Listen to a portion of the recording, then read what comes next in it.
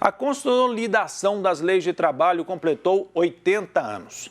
A instituição da CLT demandou muita luta e até hoje ela é alvo de críticas por parte da sociedade. Algumas alterações já foram feitas para atualizar o texto. Em 2017, tivemos a reforma trabalhista, mas qual o impacto dela nos dias de hoje? Vamos saber com a advogada Juliana Bento. Boa tarde, Juliana. Boa tarde, André. Boa tarde a todos. Juliana, a reforma trabalhista ela foi positiva para os empregados? Pois é, André, ela foi muito severa, ela acabou com vários direitos. Por exemplo, quando as pessoas vão da sua casa para qualquer outro lugar, que a gente chama de horas itinerárias, isso acabou com a reforma trabalhista. Ela cerceou vários direitos, ela criou muitas dificuldades para as pessoas questionarem os seus direitos na justiça. Então, realmente, ela não foi boa, em hipótese alguma, para os trabalhadores, inclusive indo de encontro a muitas coisas que foram trabalhadas durante anos, que foram protegidas pela CLT e que foram alteradas severamente com a reforma trabalhista. E para os empregadores, a reforma trouxe avanços? Ela trouxe sim, porque ela restringiu, ela diminuiu a quantidade de ações trabalhistas. Então, ela trouxe sim benefícios e ela pretendia principalmente diminuir aí os gastos que os empregadores tinham com a Justiça do Trabalho. E isso ela conseguiu, realmente ela foi positiva, ela trouxe uma economia grande para os empregadores, né? Como vários direitos foram cassados, então ela trouxe uma economia significativa para os empregadores. E quando foi lançada a reforma trabalhista, a proposta é que ela ajudaria a gerar empregos, né, que aumentaria a possibilidade de trabalho para os brasileiros. E aí, como você disse, vários direitos foram cortados, caíram as ações judiciais. Por que houve essa queda? Foi a forma de trabalho que mudou ou foi justamente essa perda de direitos e aí não tem o que pleitear a justiça?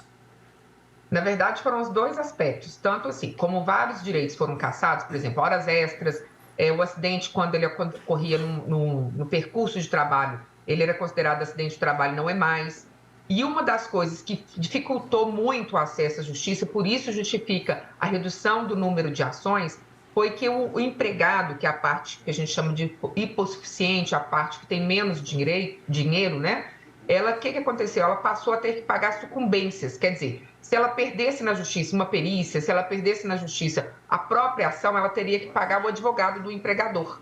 E isso inibiu que os empregados fizessem questionamentos na justiça. Há um ponto positivo nesse aspecto, em que as pessoas passaram a procurar a justiça quando elas efetivamente tinham direito, né? Acabou com aquela questão de negociação, balcão de negociação, vou tentar lá na Justiça do Trabalho para ver se eu ganho alguma coisa. Mas, em contrapartida, ela criou um ônus para o trabalhador muito grave, muito caro. E ela, sendo onerosa, a pessoa já desempregada, ela ficou desestimulada de procurar a Justiça do Trabalho. E com a reforma trabalhista foi criada a possibilidade de acordos trabalhistas, né, entre o empregado e o empregador.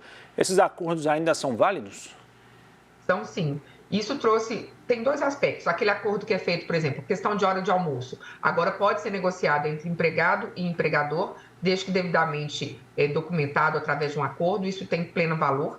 E um outro aspecto de um outro acordo é que, por exemplo, quando a pessoa queria sair da empresa, ela não queria perder a multa sobre o fundo de garantia. E aí criavam vários problemas, entraves entre empregado e empregador, porque o empregado não queria sair da empresa sem essa multa. E essa multa só é devida, por exemplo, quando você é demitido. Então, formalizou-se um acordo que já existia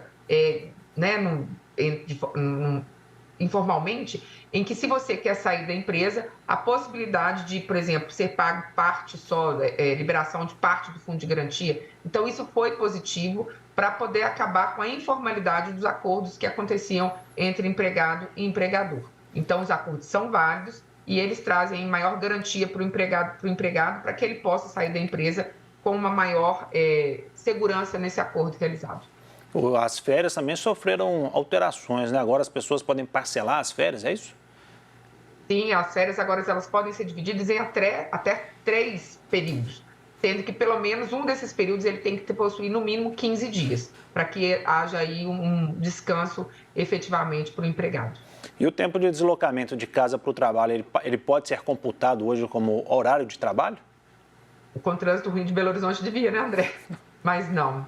infelizmente não conta mais e principalmente, por exemplo, aqui em nossa região a gente tem muitas minas, né? Então, por exemplo, o acesso às minas, ele não tem como chegar lá e esse período era contado como hora itinere, né? Que era justamente esse deslocamento.